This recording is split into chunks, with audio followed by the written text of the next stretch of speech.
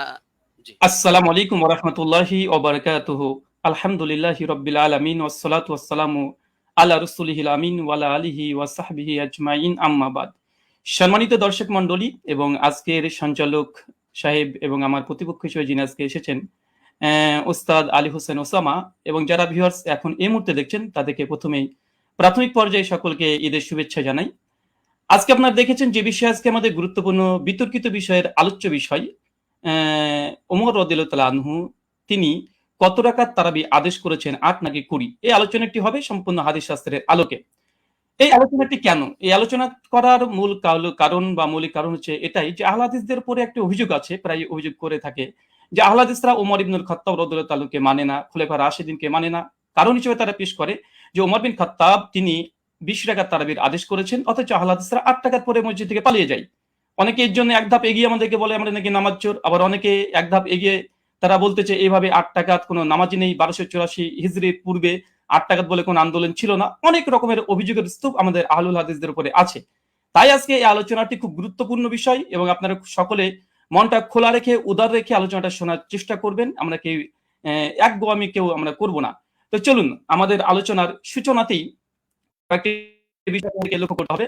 প্রথম কথা যে খোলাফা রাশিদিন রাদিয়াল্লাহু তাআলা আনহু তাদের যে মানার কথা স্বয়ং আল্লাহ নবী আলাইহিস সালাম তিনি বলে গেছেন। সুনান তিরমিজি হাদিস নম্বর 2676 আল্লাহ বলছেন আমি দুনিয়া থেকে চলে যাওয়ার পরে তোমাদের মধ্যে অনেক ইখতিলাফুন কাসীরা, অনেক বড় বড় মতভেদ হবে।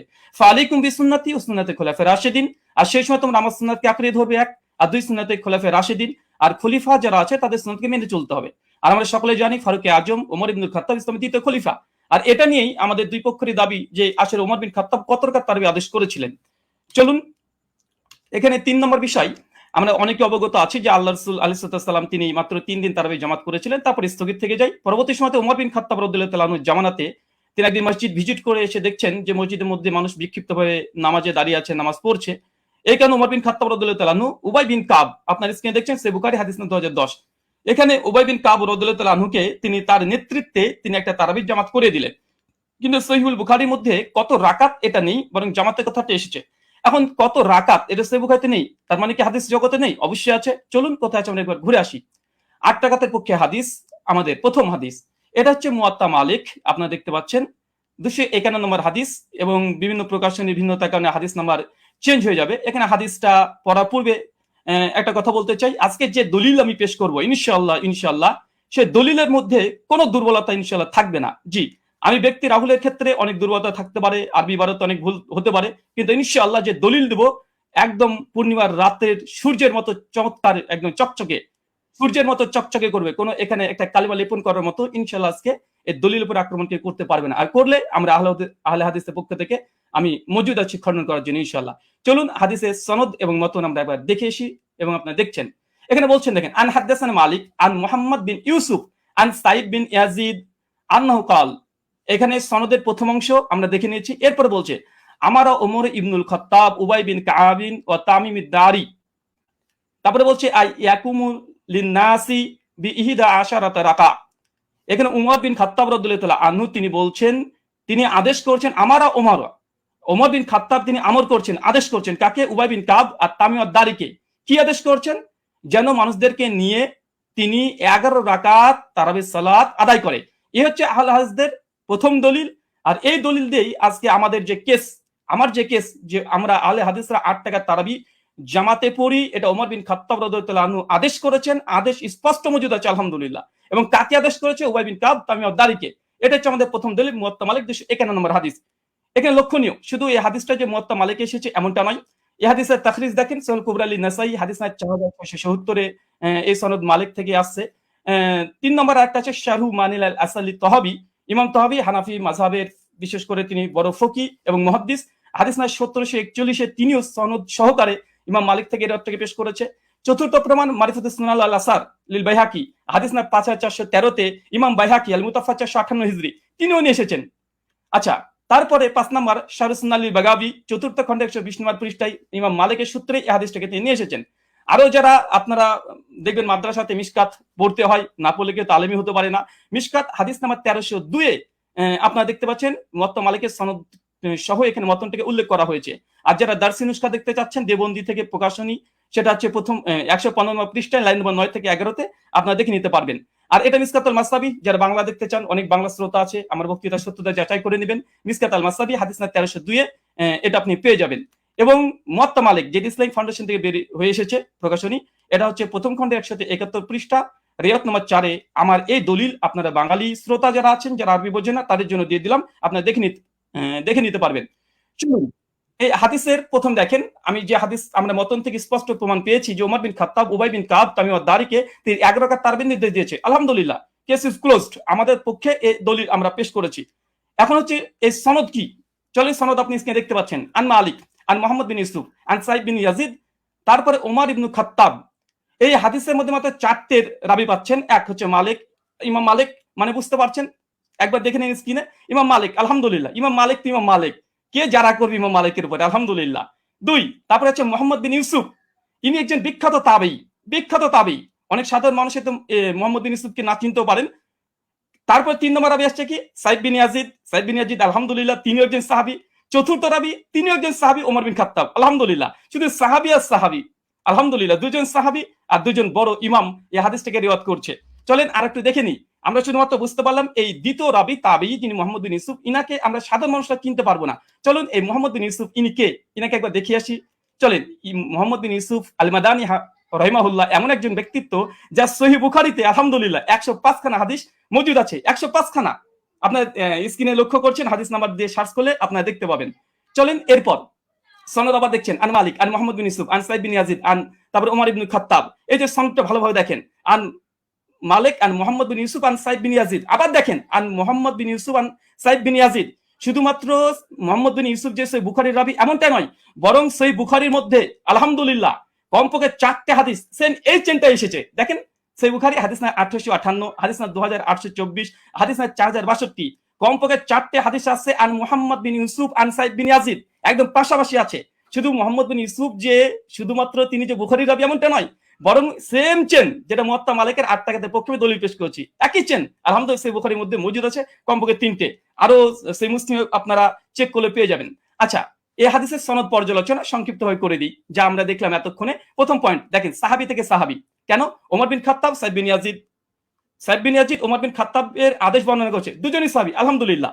এটা মুহাদ্দিসদের ভাষাতে এই সনদকে বলা হয় সিলসিলাতুল জাহাব, মানে ইমাম মালিক তিনি হচ্ছে মুসান্নিফ গ্রন্থের, আর সাহাবী পর্যন্ত যেতে মাত্র একজন রাবি লেগেছে, মাত্র একজন, আর সে হচ্ছে মোহাম্মদ বিন ইউসুফ, যিনি সহিহ বুখারীর 105 খানা হাদিস বর্ণনা করেছেন। সহিহ মুসলিম আলহামদুলিল্লাহ আছে। তৃতীয়, এই সনদের যতজন রাবি আছে সবগুলো মাদানী, আলহামদুলিল্লাহ। ইমাম মালিক মদিনার ইমাম, আলহামদুলিল্লাহ। মোহাম্মদ বিন ইউসুফ একজন বিখ্যাত তাবী, ইনিও মাদানী, আলহামদুলিল্লাহ। তাহলে দেখছেন এখানে 3টে, যে সাহাবী থেকে সাহাবী হাদিস বর্ণনা করছে, মাত্র একটা রাবি দিয়ে একদম সাহাবী ওমর বিন খাত্তাব পর্যন্ত পৌঁছে যাচ্ছে, আলহামদুলিল্লাহ। এটা যে সিলসিলাতুল জাহাব তথা গোল্ডেন চেন। এরপরে চলেন, আচ্ছা আমার স্লাইডে 1 সেকেন্ড,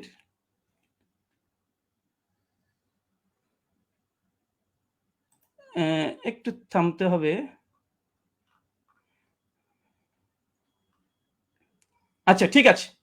আচ্ছা, আমরা হচ্ছে আমি এই কেসটা প্রেজেন্ট করলাম। এখন আলী হোসেন ওসামা হাফিজাহুল্লাহর কাছে আমার কিছু প্রশ্ন এই মুয়াত্তা মালিকের হাদিস নিয়ে।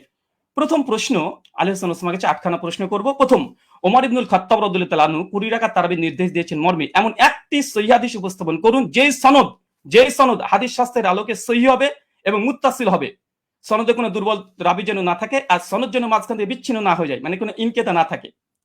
প্রশ্ন নম্বর 2, মুয়াত্তা মালিকের যে সনদ আমরা দেখিয়েছি, যেটা সিলসিলাতুল জাহাব মুহাদ্দিসদের পরিভাষা অনুযায়ী ওমর ইবনুল খাত্তাব রাদিয়াল্লাহু তাআলা আনহু 20 রাকাত তারাবির নির্দেশ দিয়েছে, পয়েন্ট টু বি নোটেড, 20 রাকাত নির্দেশ দিয়েছে মর্মে এমন একটি বর্ণনা পেশ করুন যার সনদ সিলসিলাতুল জাহাব এই মানে উত্তীর্ণ হয়েছে।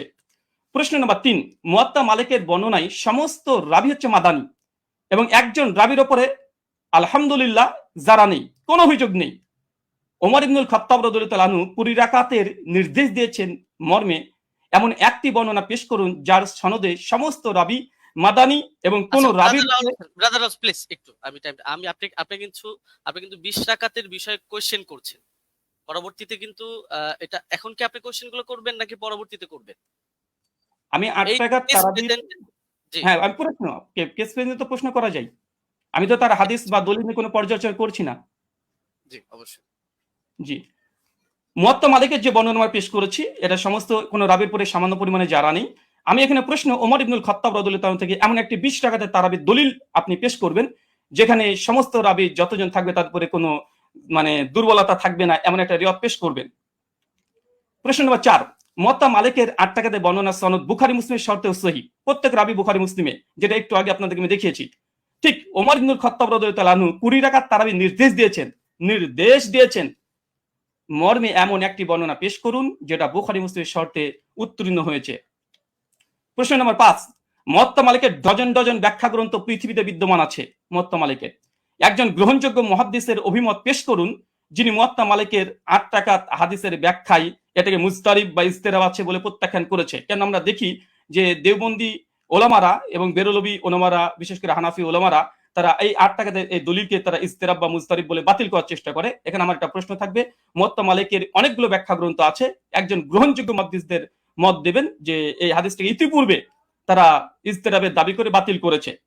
আব্দুল বার রাহিমাহুল্লাহর ওয়াহম নাই ইস্তেরাব।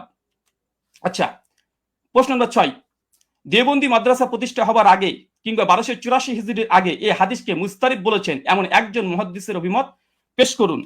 প্রশ্ন নম্বর 7, সহিহ সনদে প্রমাণিত আছে উবাই বিন কাব রাদিয়াল্লাহু তাআলা আনহু তিনি এবং তামিম আদ-দারি তিনি 8 টাকা তারাবি পড়েছেন। আমার প্রশ্ন, ওমর রাদিয়াল্লাহু তাআলা যদি 20 টাকা তারাবি নির্দেশ দিয়ে থাকেন তাহলে উবাই বিন কাব এবং তামিম আদ-দারি কি ওমর ইবনুল খাত্তাব রাদিয়াল্লাহু তাআলার নির্দেশ অমান্য করেছেন? প্রশ্ন নম্বর 8, শাস্ত্রের আলোকে ইজতিরাবের সংজ্ঞা এবং শর্ত পেশ করবেন এবং সেই শর্ত অনুযায়ী এই হাদিসকে মুস্তারিব প্রমাণ করার চেষ্টা করবেন। কারণ আমরা ইতিপূর্বে আপনাদের অনেককে দেখেছি যে বারবার আমাদের এই দলিলকে ইজতিরাব বলে বাতিল করে দেওয়ার চেষ্টা করা হয়। চলেন আমরা হাদিসের আবার প্রথম অংশে আপনাদেরকে আমরা নিয়ে যাব, যেখান থেকে আপনারা বুঝতে পারবেন। আমরা হাদিসটাকে আবার আপনাদেরকে দেখিয়ে দিই আপনাদের সুবিধার জন্য। আমাদের প্রথম যে দলিল আমরা পেশ করেছিলাম এ হচ্ছে মুয়াত্তা মালিকের হাদিস, আর এই মুয়াত্তা মালিকের হাদিস অনেকগুলো গ্রন্থে এসেছে, পরপর আপনাদেরকে আমি দেখিয়ে দিয়েছি, এখান থেকে অনেকগুলো গ্রন্থ থেকে দেখিয়ে দিয়েছি। আমি জাস্ট একটা দলিল আমি পেশ করেছি, আর এই একটা দলিলের উপরে আমি অটল থাকবো। এই একটা দলিলে, এই দলিল যতক্ষণ খণ্ডন না আসবে ততক্ষণ দ্বিতীয় দলিল দিয়ে এই আলোচনাকে আমি মাছের বাজার করতে চাই না। তাই এই সনদটাকে বারবার দেখবেন, আন মালিক আন মুহাম্মদ বিন ইউসুফ আন সাইদ বিন ইয়াজিদ, তারপর ওমর ইবনুল খাত্তাব। মাত্র ইমাম মালিক তো ইমাম মালিক রাহিমাহুল্লাহ আলহামদুলিল্লাহ। মুহাম্মদ বিন ইউসুফ তিনি একজন বিখ্যাত তাবি, যার 105খানা হাদিস আছে। আর সাইদ বিন ইয়াজিদ ইনিও স্বয়ং আল্লাহ রাসূলের সঙ্গে হজ করেছেন, যেটা সহিহ বুখারী 1858 তে প্রমাণিত পাওয়া যায়। আর ওমর ইবনুল খাত্তাব, আমি জাস্ট এই একটা দলিলের উপরে আপনাদের সামনে উপস্থাপন করেছি এবং হাদিসের শব্দ আমার ওমর ইবনুল খাত্তাব, ওমর বিন খাত্তাব আদেশ দিয়েছেন, একদম আদেশ শব্দ মজুদ আছে। কাকে আদেশ দিয়েছেন? উবাই বিন কাবকে। আর কাকে? তামিম আদ-দারিকে। কত রাকাত? বিহিদা আশারাতা রাকা, 11 রাকাতের নির্দেশ দিয়েছে। স্পষ্টভাবে আমাদের এই দলিলে আমার যা কেস বা আমাদের আহলুল হাদিসদের যে দাবি তার পক্ষে জাস্ট একটা দলিল, ইনশাআল্লাহ যদি সম্ভব হয় দলিলকে যদি খণ্ডন করে ইনশাআল্লাহ তারপরে আমাদের দ্বিতীয় দলিল আমরা পেশ করব। কেননা আলোচনার মধ্যে অনেক বেশি দলিল দিয়ে গেলে, কারণ আমাদের আলোচনা যেহেতু এখানে পর্যালোচনা, এটা ডিবেট নয়। ডিবেট হলে আমি অনেক কিছু করতে পারতাম, কিন্তু আমি যেহেতু ওস্তাদজির সঙ্গে একমত হয়ে এসেছি তাই আমি তেমন কিছু মানে অনেক কথাই বলার ইচ্ছা থাকলে আমি বলবো না এখানে, কারণ আমি শেখকে বা ওস্তাদকে আমি অনেক সম্মান দিই এবং ভালোবাসা তার প্রতি আমার অনেকগুলো আছে। আর এ থেকেই একটা হাদিস, আর এই হাদিস আমি শুধুমাত্র শেখের কাছে বুঝতে এসেছি, যেহেতু তিনি আমাকে বুঝাতে এসেছেন। আর পর্যালোচনা যেহেতু এটা ডিবেট নয়, তার জন্য আমার এই একটা হাদিস যে দাবির পক্ষে আমরা আহলুল হাদিসরা 8 টাকা তারাবি পড়ি এবং এই হাদিসের মান আমাদের নিকটে সহিহ, এবং আমাদের কাছ থেকে 8খানা প্রশ্ন আমরা উপস্থাপন করেছি 20 টাকাতের পক্ষে। এই 20 টাকাতের যদি এই প্রশ্নের জবাব যদি দিয়ে দেয়, আলহামদুলিল্লাহ আমি লিখিতভাবে শুধু এরকম না, ঘোষণা দিয়ে আমি ঘোষণা করে দেব যে জাস্ট আমি যে কথা বলেছি আমি কথা থেকে ফিরে আসছি। 8 টাকার তারাবি ওমর বিন খাত্তাব আদেশ দেয়নি, মূলত 20 টাকা দিয়েছে, আমি প্রত্যাবর্তন করব। আমি স্ট্রিমে ঘোষণা করলাম, এখনো 3টে পর্ব আছে এবং আমি এরপরে অটল থাকবো। জি শুকরিয়া, জাযাকাল্লাহ খায়রান, বারাকাল্লাহ ফিকুম, ওয়ামা আলাইনা ইল্লাল বালাগ। জি ব্রাদার রাহুল হোসেন, আপনি শেষ করেছেন। প্লিজ একটু ইয়াটা ঠিক হবে। হ্যাঁ, আপনি শেষ করেছেন এবং আপনি 1 মিনিট আগে শেষ করেছেন, চাইলে আপনি 2 মিনিট ব্যবহার করতে পারতেন। যাই হোক, আমি চলে যাব যিনি 20 রাকাতের পক্ষে দলিল পেশ করবেন, আমাদের পরিচিত ব্যক্তি শেখ মুফতি আলী হাসান ওসামা। আমি আপনার কাছে যাব এবং আপনি বললে আমি টাইমটা শুরু করে দিব। আপনার টাইমটা আপনি বলবেন। জি এখন 22 মিনিট 45 সেকেন্ড চলছে। আপনি মিউট আছেন।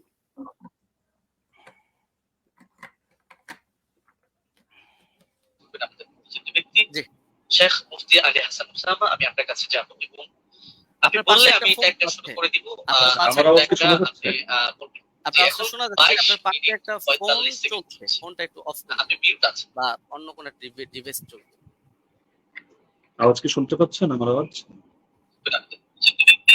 শুনতে শেখ পাচ্ছি। মুফতি আলী হাসান উসামা, আমি আপনার কাছে যাব এবং আপনি বললে আমি আপনি কি শুনতে পাচ্ছেন আমাদের? এখন আপনাকে শোনা যাচ্ছে। আপনাকে এখন শোনা যাচ্ছে। জি, ধন্যবাদ। শুরু করতে পারেন। জি, শুরু হ্যাঁ করতে পারেন। হ্যাঁ 23 মিনিট 40 সেকেন্ড থেকে আপনার স্টার্ট। জি হামিদান ওয়া মুসাল্লিয়ান ওয়া মুসাল্লিমা আম্মা বা'দ। আমরা মূল আলোচনায় চলে আসি কোনো ধরনের ভূমিকা ছাড়া। যেহেতু এটা কেস প্রেজেন্ট পর্ব, এখানে আমরা আমাদের দাবি উত্থাপন করব, আর ব্রাদার রাহুলের দাবি নিয়ে আমরা পরবর্তী খণ্ডন পর্বের মধ্যে বিস্তারিত আলোচনা করবো ইনশাআল্লাহ। তো ওমর রাদিয়াল্লাহু তাআলা আনহু কত রাকাত তারাবির আদেশ করেছিলেন এ নিয়ে আমরা শুরুতে দাবি করে এসেছি যে তিনি এর পক্ষে আমরা আমাদের প্রমাণ উপস্থাপন করছি। মুসান্নাফ ইবনে আবি শাইবা গ্রন্থ হাদিস নম্বর 7682। এতে সহিহ সনদের মধ্যে আছে হাদাসানা ওয়াকিউন আন মালিক ইবনে আনাস আন ইয়াহইয়া ইবনে সাঈদ أن عمر بن الخطاب رضي الله عنه أمر رجلا يصلي بهم 20 ركعة। ওমর রাদিয়াল্লাহু তাআলা আনহু এক ব্যক্তিকে আদেশ করলেন তিনি তাদেরকে নিয়ে 20 রাকাত তারাবির নামাজ আদায় করবেন। এই যে হাদিসটা, এই হাদিসের মধ্যে প্রতিটা রাওয়ী ওয়াকি ইবনুল জাররাহ, ইমাম মালিক ইবনে আনাস এবং ইয়াহইয়া ইবনে সাঈদ আল-কাত্তান প্রত্যেকে হাদিস শাস্ত্রের এক একজন নক্ষত্র এবং ইমাম। তো সুতরাং এই হাদিসের রাওয়ীদেরকে নিয়ে এখানে কোনো বিতর্কের কোনো সুযোগ নেই, প্রত্যেকে নির্ভরযোগ্যতার মানে শতভাগ উত্তীর্ণ। হ্যাঁ, এখন কারো কাছে একটা খটকা লাগতে পারে যে ইয়াহইয়া ইবনে সাঈদ আল-কাত্তান রাহমাতুল্লাহি আলাইহি তিনি তো ওমর ইবনুল খাত্তাব রাদিয়াল্লাহু আনহু জামানা পাননি, তাহলে তো মনে হচ্ছে যে হাদিসটা বিচ্ছিন্ন হয়ে যাচ্ছে, সূত্র বিচ্ছিন্ন, অর্থাৎ মাঝখানে কোনো একজন বর্ণনাকারী বাদ পড়ে গেছেন এবং তার সূত্রে তিনি বর্ণনা করছেন। তো হাদিস যদি মুনকাতি হয় তাহলে তো এটা যায়িফ মনে হতে পারে অনেকের কাছে। তো আমরা যেহেতু আমাদের শিরোনামই হলো যে হাদিস শাস্ত্রের আলোকে আমাদের আজকের আলোচনা হবে, তো আমরা এখন শাস্ত্রীয় আলোচনায় চলে যাই। আমরা শাস্ত্রীয় আলোচনার অনেকগুলো পয়েন্ট দিয়ে দেখাবো যে এই হাদিসের মধ্যে কোনো ধরনের দুর্বলতা নেই এবং হাদিসটা সর্বোচ্চ পর্যায়ে গ্রহণযোগ্য সহিহ। 1 নম্বর মূলনীতিতে আসি। হাদিস শাস্ত্রের স্বীকৃত একটা মূলনীতি হলো, এটা ইমাম জাইনুদ্দিন ইরাকি রাহমাতুল্লাহি আলাইহি লম্বা চওড়া করে আলোচনা করেছেন, তার সূত্রে ইমাম সুয়ুতী সহ হাদিস শাস্ত্রের অনেক ইমামরা এই পয়েন্টটা টেনেছেন। وإن روى التابعي عن الصحابي قصة أدرك وقوعها فمتصل وكذا إن لم يدرك وقوعها ولكن أسندها له وإلا فمنقطعة। তাবিঈ যদি সাহাবী থেকে এমন কোন বিষয়, এমন কোন ঘটনা বর্ণনা করেন যেটা তিনি পেয়েছেন, অর্থাৎ তিনি তো তাকে নিজের চোখে দেখেননি কিন্তু ঘটনাটা ক্রমবর্ধমান ভাবে চলে আসছে এবং পরবর্তীতে তার জামানায় তিনি ঘটনাটা পেয়েছেন, তাহলে হাদিস শাস্ত্রের বিবেচনায় এটাকে মুত্তাসিল বলে গণ্য করা হয়। যদিও বাহ্য দৃষ্টিতে যারা হাদিস শাস্ত্রের জ্ঞান রাখেন অজ্ঞদের চোখে মনে হতে পারে এটা সূত্র বিচ্ছিন্ন, কিন্তু এটা ইমামরা স্পষ্ট বলে যাচ্ছেন যে না, এটা হুকুমের বিবেচনায় এটাকে মুনকাতি সূত্র বিচ্ছিন্ন ধরা হয় না, বরং মুত্তাসিল হিসাবেই ধরা হয়। আর যদি তারা এভাবে না করেন, সেই ক্ষেত্রে এমন কোন ঘটনা বর্ণনা করলেন যেটা পরবর্তীতে আর এটা জারি থাকেনি, তারা এটা পায়নি, তাহলে সেই ক্ষেত্রে এটাকে মুনকাতি হিসাবে গণ্য করা হয়। ইমাম ইরাকি রাহমাতুল্লাহি আলাইহি স্পষ্ট ভাবে লেখেন যে ওয়াকাদ হাকা ইত্তিফাক আহলি তামিজ মিন আহলিল হাদিস আলা যালিকা ইবনুল মাওয়াক। ইমাম ইবনুল মাওয়াক এই ব্যাপারে মুহাদ্দিসদের মধ্য থেকে যারা বিশ্লেষক তাদের ঐকমত্য বর্ণনা করেছেন। এটা তামহিদ প্রথম খণ্ড 26 নম্বর পৃষ্ঠায় আছে, উলুমুল হাদিস 26 নম্বর পৃষ্ঠায় আছে, 62 নম্বর পৃষ্ঠা, শারহুত তাফসিরা প্রথম খণ্ড 223, তাদরিবুর রাওয়ী প্রথম খণ্ড 249। যার কারণে শেখ সালেহ আল মুনাজ্জিদ, আল্লাহ তাআলা তাকে অতি দ্রুত কারামুক্তি করুন, সালাফিদের বড় শেখ, তিনি তার ইসলামকে ওয়েবসাইটের মধ্যে এই বিষয়ে মন্তব্য করেছেন। এটা প্রশ্ন নম্বর 82152 অধীনে আপনারা পেয়ে যাবেন। وبمجموع هذه الروايات يتبين أن ال20 ركعة كانت هي السنة الغالبة على التراويح في زمن عمر بن الخطاب رضي الله عنه، ومثل صلاة التراويح أمر مشهور يتناقله الجيل وعامة الناس، ورواية يزيد بن رومان ويحيى القطان يعتبر بهما وإن كان لم يدرك عمر، فإنهما ولا شك تلقياه عن مجموع الناس الذين أدركوهم، وذلك أمر لا يحتاج إلى رجل يسنده فإن المدينة كلها تسنده। পুরো এবারটা আমি শুনিয়ে দিলাম যার মূল সারমর্ম এটাই দাঁড়াচ্ছে যে যদিও ইয়াহিয়া আল কাত্তান এবং ইয়াজিদ ইবনে রুমান সরাসরি ওমর রাদিয়াল্লাহু আনহু সাক্ষাৎ পাননি, কিন্তু এতে হাদিসের বিশুদ্ধতার মধ্যে কোনো সমস্যা হবে না, এটাকে বিচ্ছিন্ন ধরা হবে না, কারণ এটা তারা এই পরিমাণ বিপুল পরিমাণ মানুষ থেকে এটা তারা লাভ করেছেন এই সংক্রান্ত বর্ণনা, যারা সরাসরি ওমর থেকে এটা দেখেছেন। সুতরাং এখানে সুনির্দিষ্ট একজন ব্যক্তি লাগবে না যে এটার সনদ বয়ান করবে, বরং গোটা মদিনায় এর সনদ বয়ান করবে। তো সুতরাং দেখা যাচ্ছে যে যারা হাদিস শাস্ত্র সম্পর্কে অজ্ঞ তাদের কাছে সূত্র বিচ্ছিন্ন মনে হলো, যেহেতু শাস্ত্রের আলোকে আলোচনা, সুতরাং মূলনীতির আলোকে আমরা স্পষ্ট দেখালাম যে এটা সূত্র বিচ্ছিন্ন নয়, বরং এটা মুত্তাসিল হিসাবে ধর্তব্য হবে। দ্বিতীয় হলো ইমাম ইয়াহইয়া ইবনে সাঈদ আল কাত্তান রাহমাতুল্লাহ আলাইহি, তিনি যেন তেন ব্যক্তিত্ব নন, তিনি জরাতে আদিল শাস্ত্রের ইমাম, অর্থাৎ যার মতামত নিয়ে আমরা অন্যদেরকে মেপে থাকি, এবং তার ব্যাপারে জরাতে আদিল শাস্ত্রে স্পষ্ট লেখা আছে যে তিনি যার তার থেকে হাদিস রিওয়ায়াত করেন না। যেমন তাহদিবুত তাহদিব ৪র্থ খণ্ড ৩৫৭ পৃষ্ঠা, তাহদিবুল কামাল ৩১ নম্বর খণ্ড ৩২৯ পৃষ্ঠা, এখানে ইমাম এজিল সূত্রে লেখা আছে বসরিয়ুন সিকাতুন নাবিয়ুল হাদিস কানা লা ইউহাদ্দিসু ইল্লা আন সিকা। ইমাম ইয়াহইয়া ইবনে সাঈদ আল কাত্তান তিনি শুধু সিকা রাওয়ীদের থেকে হাদিস বয়ান করেন, যার তার থেকে বয়ান করেন না। একইভাবে সিকাত কিতাব ৭ম খণ্ড ৬১১ পৃষ্ঠা, তাহদিবুত তাহদিব ৪র্থ খণ্ড ৩৫৭ পৃষ্ঠা, ইকমালু তাহদিবুল কামাল ১২ নম্বর খণ্ড ৩১৩ পৃষ্ঠা, তাহদিবুল কামাল ৩১ নম্বর খণ্ড ৩২৯ পৃষ্ঠা, এগুলোতে স্পষ্ট লেখা আছে যে ওয়া আমানা ফিল বাহসি আনিন নাকলি ওয়া তারাকা দুআফা। ইমাম ইয়াহইয়া ইবনে সাঈদ আল কাত্তান তিনি হাদিস শাস্ত্র বয়ান করার ক্ষেত্রে তিনি গভীরভাবে কাজটা করেন, তিনি যায়িফ রাওয়ীদেরকে পরিহার করেন। একইভাবে ইমাম আহমদ বিন হাম্বলের একাধিক মত আমরা বর্ণনা করতে পারবো এই ক্ষেত্রে, যেমন আল জারহ ওয়াত তা'দীল ইবনে আবি হাতিম ১ম খণ্ড ২৩২ পৃষ্ঠা, সেখানে ইমাম আহমদ বিন হাম্বল সূত্রে আছে, তিনি বলেছেন মা রাআইনা মিসলা ইয়াহইয়া ইবনে সাঈদ ফি হাদা শা'n ইয়ানি ফি মারিফাতিল হাদিস ওয়া রুওয়াতিহি ওয়া কানা সাহিব হাদা শা'n। আমরা ইয়াহইয়া ইবনে সাঈদের মতো ব্যক্তি এই শাস্ত্রে দেখিনি, অর্থাৎ হাদিস জানা এবং হাদিসের বর্ণনাকারীদের ব্যাপারে জানা, তিনি এই ব্যাপারে বিশেষ পাণ্ডিত্যের অধিকারী ছিলেন। এরকম আরো বহুত মতামত দেখানো সম্ভব, যেমন তিনি অন্যত্র এটাও আছে, তিনি বলেন আল জারহ ওয়াত তা'দীল ইবনে আবি হাতিম ১-২৩২ পৃষ্ঠায় এই মন্তব্য আছে যে কানা ইয়াহইয়া আবসারাহুম বির-রিজাল ওয়া আনফাহুম হাদিসা। ইয়াহইয়া রিজাল সম্পর্কে সবচেয়ে বেশি সূক্ষ্মদর্শী এবং তিনি হাদিসগুলো খুব স্বচ্ছভাবে বর্ণনা করে থাকেন। তো সুতরাং তিনি যার তার থেকে হাদিস বর্ণনা করবেন না, এটা স্পষ্ট বিষয়, এবং এখানে তো যার তার থেকে করার প্রশ্নই আসছে না, কারণ এখানে যেহেতু গোটা মদিনাবাসী এই ব্যাপারে প্রত্যক্ষ সাক্ষী। ৩ নম্বরে যদি আমরা তর্কের খাতিরে এটাকে মুরসাল বলিও, তবু এই জাতীয় মুরসালরা সকলের মতে গ্রহণযোগ্য। যেমন হাফিজ ইবনুল কাইয়িম রাহিমাহুল্লাহর স্পষ্ট মন্তব্য আছে জাদুল মাআদ কিতাবে ১ম খণ্ড ৩৬৭ নম্বর পৃষ্ঠায়, ওয়াল মুরসাল ইযা ইত্তাসালা বিহি আমালুন ওয়া আদ্দাদাহু কিয়াসুন আও কাউলু সাহাবিয়্যিন أو كان مرسله معروفا باختيار الشيوخ ورغبته عن الرواية عن الضعفاء والمتروكين ونحو ذلك مما يقتضي قوته عمل به।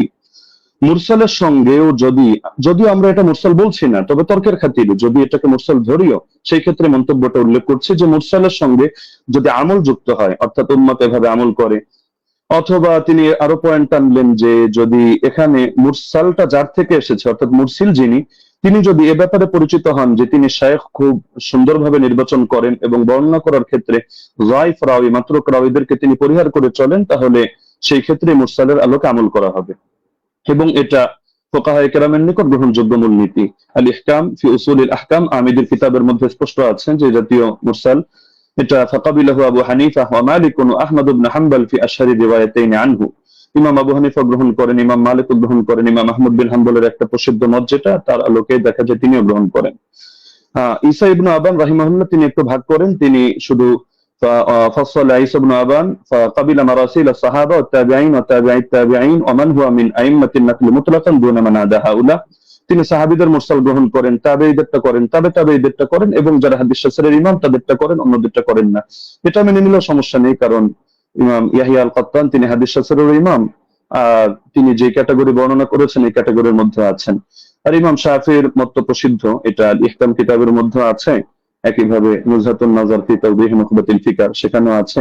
ইমাম শাফি রাহমাতুল্লাহ আলাইহির বক্তব্যের মধ্যে স্পষ্ট দেখা যাচ্ছে যে তিনি বলেছেন যে মুরসাল যদি সাহাবীর মুরসাল হয় তাহলে তো গ্রহণযোগ্য, আর যদি এমন মুরসাল হয় আও মুরসালান কাদ আসনাদাহু গায়রু মুরসিলিহি আও আরসালাহু রাওয়িন আখার يروي عن غير شيوخ الأول أو عضده قول صحابي أو قول أكثر أهل العلم أو أن يكون المرسل قد عرف من حاله أنه لا يرسل عمن فيه علة من جهالة أو غيرها كمراسيل ابن المسيب فهو مقبول وإلا فلا ووافقه على ذلك أكثر أصحابه والقاضي أبو بكر وجماعة من الفقهاء ইমাম শাফিঈ রাহিমাহুল্লাহর মন্তব্য হচ্ছে, যদি সাহাবীর মুরসাল না হয় এমন মুরসাল হয় যে মুরসালের সঙ্গে কিছু বিষয় যুক্ত থাকে, যেমন তিনি একটা উদাহরণ দিয়েছেন, যদি অধিকাংশ আহলে ইলমের বক্তব্য এর পক্ষে সমর্থন যোগায়, অর্থাৎ তারাও এই মতে পোষণ করেন। অথবা মুরসিলের গুণ হলো তিনি যাত্রার থেকে ইরসাল করেন না, বরং তিনি এমন কারো থেকে ইরসাল করা থেকে নিজেকে বিরত রাখেন যার মধ্যে কোনো দোষ আছে, সে মাঝুলি হোক, সে অন্য কোনো দোষে দোষী হোক, যেমন ইমাম সাঈদ ইবনে মুসাইয়্যিব রাহমাতুল্লাহ আলাইহি, এগুলো তিনি গ্রহণ করে নেন। এটা আল ইহকাম আমিদি কিতাবের মধ্যে আছে। একইভাবে ইমাম নববী তার আল মাজমু' শারহুল মুহাদ্দাবের 6 নম্বর খণ্ড 206 নম্বর পৃষ্ঠায় এটা বলেছেন, ইহতাজ্জু শাফিঈ বিল মুরসাল ইযা তাদাদা بأربعة أحد أربعة أمور، إما حديث مسند وإما مرسل من طريق آخر وإما قول صحابي وإما قول أكثر العلماء। তো সময় যেহেতু কম, আমরা সব রেফারেন্স টানছি না, আরো কয়েকটা কিতাবের হাওয়ালা দিয়ে দিচ্ছি। উসুলুল বাজদাওয়ী 171 নম্বর পৃষ্ঠা, আল মানসুর লিজারকাশি, শারহুল উমদা ইবনে তাইমিয়া, তাহযীবুস সুনান আবি দাউদ ইত্যাদি কিতাবের মধ্যে এই ব্যাপারে আলোচনা আছে। এবার আসি, আমরা যদি সালাফি শায়খদের মূলনীতিও মেনে নিই, যেমন শায়খ আলবানী রাহিমাহুল্লাহকে এক্ষেত্রে আমরা উদাহরণ হিসেবে রাখতে পারি। তো শায়খ আলবানী রাহিমাহুল্লাহ প্রসিদ্ধ কিতাব সিলসিলাতুল আহাদিস সহিহা, এটা তো সকলের নিকটে পরিচিত। এখান থেকে 1422 নম্বর বর্ণনাটা আমি খুলে দেখার অনুরোধ করব। সেখানে দেখতে পাবেন আপনারা খুললে যে তিনি যে হাদিসটা বর্ণনা করেছেন একটা মুরসাল হাদিস, কিন্তু তিনি এটার ব্যাপারে মন্তব্য করছেন যে হাযা ইসনাদুল হাসান, এটা একটা হাসান সনদ। তবে ইল্লা আন্নাহু মুনকাতিউন বাইনা সুলাইমান ওয়া ইবনে আমরিন, তবে এটা সূত্র বিচ্ছিন্ন, মুনকাতি, কার মাঝে? রাওয়ী সুলাইমান এবং রাওয়ী ইবনে আমরের মাঝে এখানে ইনকিতা আছে, সূত্র বিচ্ছিন্নতা আছে, কোন একজন বাদ পড়ে গেছে।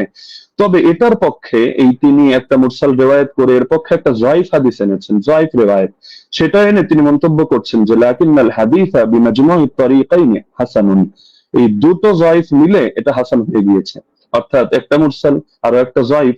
তো মুরসালের পক্ষে তিনি যায়িফ হাদিস পেয়েও এটাকে হাসান হিসাবে সাব্যস্ত করে ফেলেছেন এবং শেষে মন্তব্য করেছেন ফামিসলুহু ইউস্তাশহাদু বিহি, এই ধরনের বর্ণনা দ্বারা এটা দলিল প্রদান করা যায়। ফাল হাদিসু বিহি সহিহুন ইনশাআল্লাহু তাআলা, এর দ্বারা হাদিসটা সহিহ হিসাবে সাব্যস্ত হবে ইনশাআল্লাহু তাআলা। তো শায়খ আলবানী রাহিমাহুল্লাহ এক্ষেত্রে যে কাজটা করলেন, আমরা তো এর চেয়ে তার মজবুত কাজ করলেন। তিনি একেবারে একটা যায়িফ হাদিস এনে মুনকাতি একটা রিওয়ায়াতকে তিনি হাসান সনদ সাব্যস্ত করে হাদিসটাকে দলিলযোগ্য এবং সহিহ সাব্যস্ত করে ফেললেন। তো এই ব্যাপারে তো আর কোনো কিছু বলার অপেক্ষা রাখে না। তারপর চতুর্থ বিষয় হলো, সব ধারার ইমামগণই মেনে নিয়েছেন যে ওমর রাদিয়াল্লাহু আনহু 20 রাকাত তারাবির আদেশ করেছেন। যেমন আমরা উদাহরণ হিসেবে ইমাম শাফিঈকে আনতে পারি 1 নম্বরে, কিতাবুল 1 নম্বর খণ্ড 167 পৃষ্ঠা, মুখতাসারুল মুজানি 34 নম্বর পৃষ্ঠা, তিনি স্পষ্ট বলেছেন ওয়া আহাব্বু ইলাইয়া 20 লিআন্নাহু রুইয়া আন ওমর, আমার নিকট বেশি অধিক পছন্দনীয় কারণ এটা ওমর থেকে বর্ণিত হয়েছে। ইমাম তিরমিজি রাহমাতুল্লাহি আলাইহি সুনানে তিরমিজি হাদিস নম্বর 806 দ্বিতীয় খণ্ড 158 নম্বর পৃষ্ঠা, এখানেও আছে وأكثر أهل العلم على ما روي عن عمر وعلي وغيرهما من أصحاب النبي صلى الله عليه وسلم 20 ركعة, অধিকাংশ আহলে ইলম এই মতে পোষণ করেন যে তারাবি 20 রাকাত। কেন? কারণ এটা ওমর থেকে, আলী থেকে এবং নবীর অন্যান্য সাহাবীদের থেকে রাদিয়াল্লাহু আনহুম বর্ণিত হয়েছে। শাইখ বিন বাজ রাহমাতুল্লাহি আলাইহি সালাফিদের গ্রহণযোগ্য ব্যক্তিত্ব, আমরা মহব্বত করি, তিনি বলেন মাজমুউল ফাতাওয়া 11 নম্বর খণ্ড 322 নম্বর পৃষ্ঠা ওয়া সাবাতা আনহুম আন্নাহুম সাল্লু বিআমরিহি 23, তাদের থেকে প্রমাণিত রয়েছে যে তারা ওমরের আদেশে তারা 23 রাকাত নামাজ আদায় করেছেন। শেখ সালেহ আল মুনাজ্জিদ তিনি বলেন যা আল আমরু আন ওমর আব্দুল খাত্তাব রাদিয়াল্লাহু আনহু বিসালাতিল 20 রাকাতান, ওমর রাদিয়াল্লাহু আনহু থেকে 20 রাকাতের ব্যাপারে আদেশ এসেছে। তো সালাফি শায়খ হয়েও তারা বিষয়টা মেনে নিয়েছেন। তো এর পক্ষে আরো কিছু প্রাসঙ্গিক বর্ণনা আছে, যেটা শেখ সালেহ আল মুনাজ্জিদ তার islamqia.com এর মধ্যে অন্যান্য বর্ণনাগুলো এর পক্ষে প্রমাণ হিসেবে নিয়ে এসেছেন। সাইদ বিন ইয়াজিদের বর্ণনা, অন্যান্য বর্ণনা, সেটা আমরা আপাতত টানছি না, সেটা পরবর্তী আলোচনার মধ্যে আমরা আনবো। হ্যাঁ, লাস্ট যে পয়েন্টটা আমি বলবো যে আমরা তো স্পষ্টভাবে দেখালাম যে এর সনদের মধ্যেও দুর্বলতা নেই, মতনের মধ্যেও দুর্বলতা নেই। আর ইমামরা তো স্পষ্টভাবে বলে গিয়েছেন, যেমন খতিব বাগদাদি রাহমাতুল্লাহ আলাইহি এবং হাফিজ ইবনুল কাইয়িম রাহিমাহুল্লাহ বলে গিয়েছেন, কোন হাদিসের উপর যদি উম্মতের আমল থাকে, আল ফাকিহ আল মুতাফাক্কি 1 নম্বর খণ্ড 473 পৃষ্ঠা আর রূহ 21 নম্বর পৃষ্ঠা, তাহলে সেই হাদিসটা অবশ্যই গ্রহণযোগ্য হবে। এক্ষেত্রে আরো স্পষ্ট বক্তব্য আমরা ইমাম সুয়ুতিরটা উল্লেখ করি, তিনি তাদরিবুর রাওয়ী কিতাবের মধ্যে এনেছেন 34 নম্বর পৃষ্ঠা, ইহকামু লিল হাদিস বিসিহহা হাদিসের ব্যাপারে সহিহ হওয়ার হুকুম দেওয়া হবে ইদা তালাক্কাহুন নাসু বিল কবুল, যখন উম্মত সেটাকে কবুল করে নিবে এবং সেটা গ্রহণ করবে। ওয়া ইল্লাম ইয়াকুল লাহু ইসনাদুন সহিহ, এমনকি যদি তার সহিহ সনদ নাও থাকে তবুও হাদিসটা গ্রহণযোগ্য হবে। এমনকি হাফিজ ইবনে হাজার আসকালানী রাহমাতুল্লাহ আলাইহি আন-নুকাত আলা কিতাব মুকদ্দিমাত ইবনে সালাহর মধ্যে স্পষ্ট এনেছেন।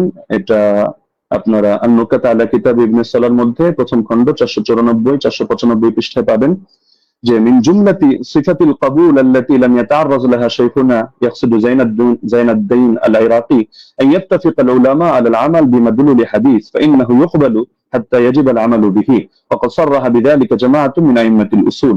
হাদিস গ্রহণযোগ্য হয় যে সমস্ত গুণের কারণে, এর অন্যতম একটা গুণ হলো যে আলেমরা এই হাদিসের বক্তব্যের আলোকে আমল করার ব্যাপারে একমত হয়ে যান। তো এরকম যদি হয় তাহলে সেই হাদিসটা অবশ্যই কবুল হয় এবং তার দ্বারা আমল করা আবশ্যক হয়ে যায়। এটা হাদিসের মূলনীতি সংক্রান্ত আলোচনা যারা করেছেন যে ইমামরা, তারা স্পষ্টভাবে এই ব্যাপারে বক্তব্য দিয়েছেন। তো এটা হাফিজ ইবনে হাজার আসকালানী রাহমাতুল্লাহির বক্তব্য।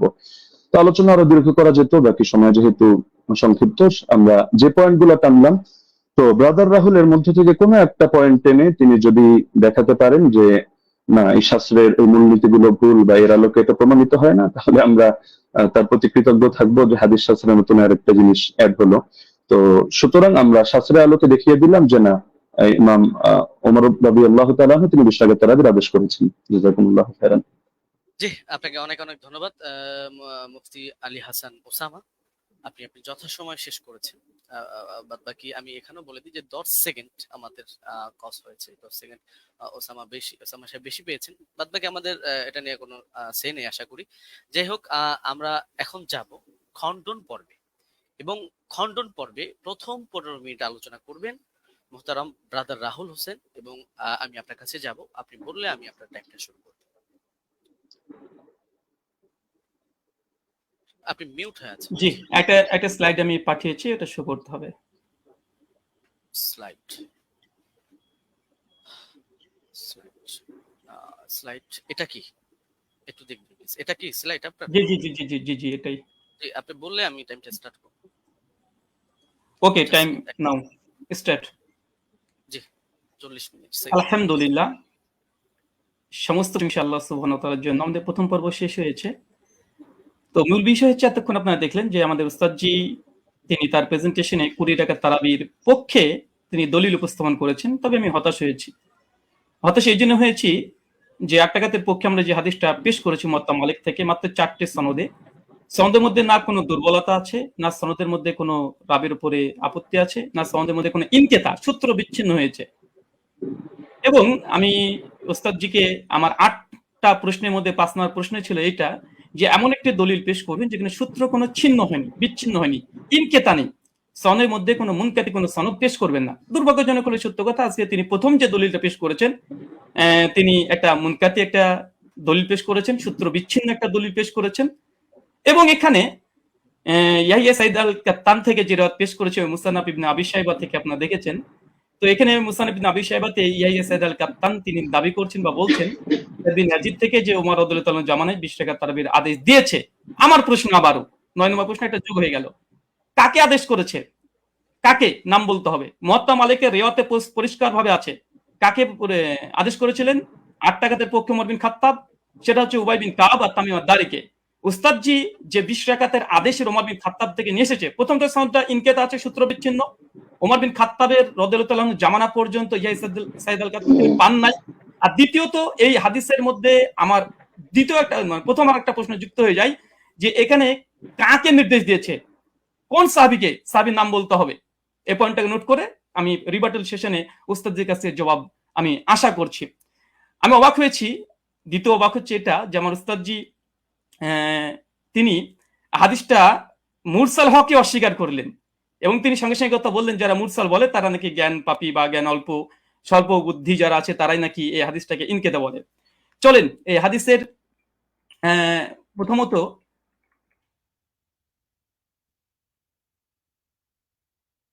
আচ্ছা, প্রথম হচ্ছে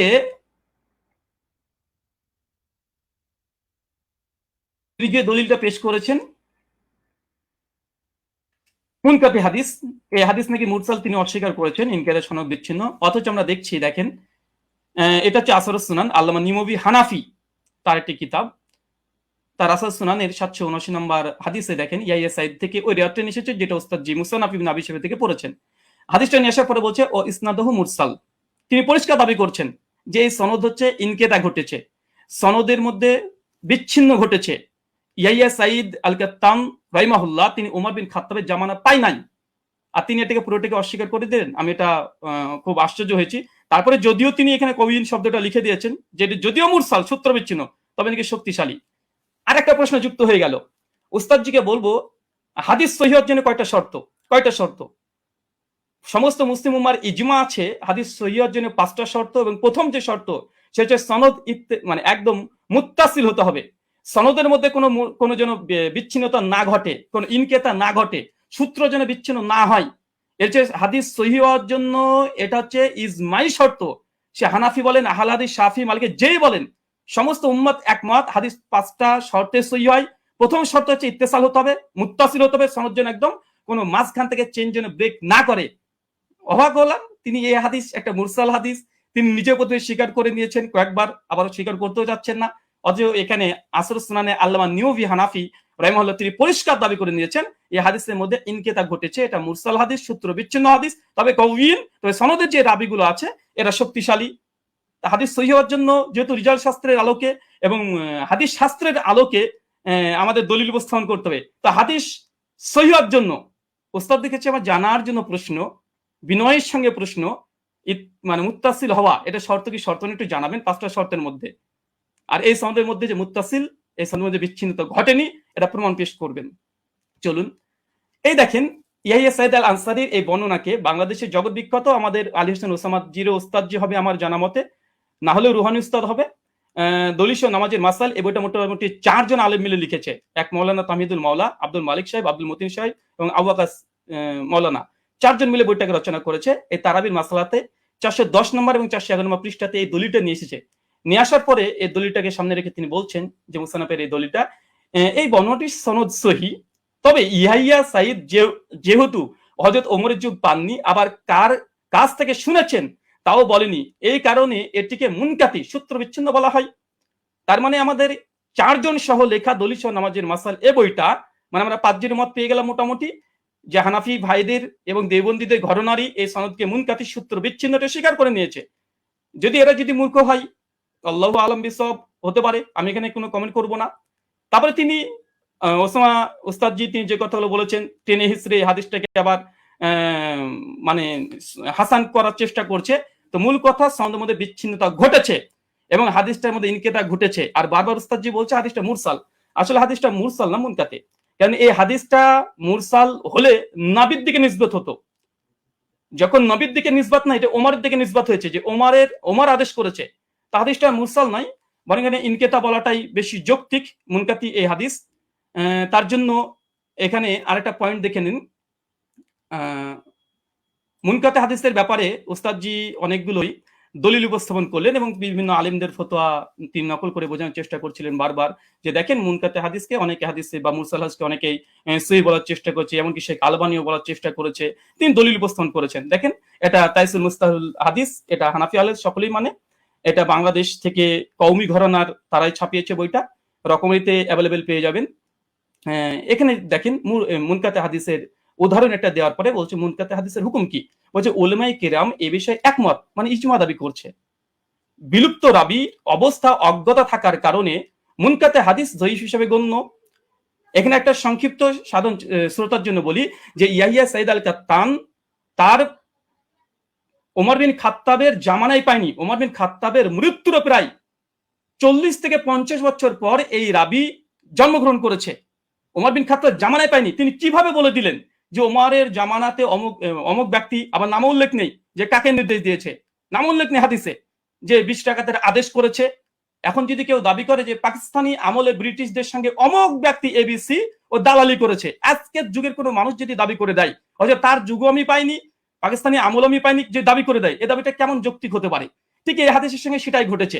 যিনি বর্ণনা করছেন ওনার সঙ্গে ওমর বিন খাত্তাবের জামানায় তিনি পাননি, ওমর বিন খাত্তাবের মৃত্যুর প্রায় 40 থেকে 50 বছর পর এই ব্যক্তি জন্মগ্রহণ করা হচ্ছে। আর মুনকাতে হাদিসের, এটা মুস্তালাহুল হাদিসের স্পষ্ট দলিল এখানে বিদ্যমান যে মুনকাতে হাদিস এটা যায়ীফ হয়। আচ্ছা, এরপর একটা দেখেন মুরসাল হাদিস বিষয়েও এই মুস্তালাহুল হাদিসের মধ্যে আসছে পরিষ্কার ভাবে। কি বলছে দেখেন, উসুলবিদের দৃষ্টিতে মুরসাল এর অর্থ ব্যাপক। তাদের নিকটে প্রতিটি প্রতিটি মুনকাতি রিওয়ায়াত মুরসাল, মানে এটা ইস্তাহালি হিসাবে অনেকেই মুনকা থেকে মুরসাল ব্যবহার করে ইস্তাহাল হিসাবে, কিন্তু হুকুম হিসাবে নয়। এরপর বলছে দেখেন, সনদের যে কোনো স্তর থেকে রাবি বাদ পড়ুক না কেন, খতিব বাগদাদির অভিমত হচ্ছে এটা। এরপরে হুকুম বলছে, কি বলছে দেখেন, যে প্রকৃতপক্ষে মুরসাল হাদিসে জয়ীফ। যদি উস্তাদজি এটা অস্বীকার করতেন না এটা মুনকাতে হাদিস না, এটা মুরসাল হাদিস, যদি অস্বীকার করে দিয়েছিলেন, তাদের ঘর থেকে দেখা হচ্ছে হাদিসটা তারা মুনকাতে স্বীকার করে নিয়েছে। দৈশা নামাজের মাসালাতে মুনকাতে স্বীকার করেছে, আর আসারুস সুন্নাতে নিমবি তিনি মুরসাল স্বীকার করে নিয়েছেন। আচ্ছা, তারপরেও যদি ওসমান সাহেব বারবার এটাকে মুরসাল এটা অস্বীকার করেও এটা নিয়েই বারবার আলোচনা করে মুরসাল হাদিসের ব্যাপারে হুকুম কি দিচ্ছে দেখেন, যে প্রকৃতপক্ষে মুরসাল হাদিসের জয়ীফ এবং বর্জনীয়, পরিষ্কার। আচ্ছা চলেন, এটা সহিহ মুসলিম মুকদ্দমা উঠে দেখবেন, এটা ইসলামিক সেন্টার থেকে ছাপানো, আরবিটাও আপনারা ভালোভাবে পড়তে পারবেন। এবং এখানে ইমাম মুসলিম রাহিমাহুল্লাহ তিনি পরিষ্কার মুরসাল হাদিসের একটা বাব কায়েম করেছে। বাব কায়েম করার পরে ইমাম মুসলিম সহিহ মুসলিম রচনার পূর্বে মুকদ্দমা শুধু উসুল হাদিস দিয়ে তিনি একদম পালাতে রেখেছেন। তার মধ্যে মুরসাল আলোচনা করতে গিয়ে তিনি বলছেন যে মুরসাল রিওয়ায়াত হাদিস সময়ের ব্যাপারে আমাদের মুহাদ্দিসগণের কেরামের অভিমত হচ্ছে মুরসাল হাদিস হুজ্জাত দলিল হিসেবে পরিগণিত হবে না।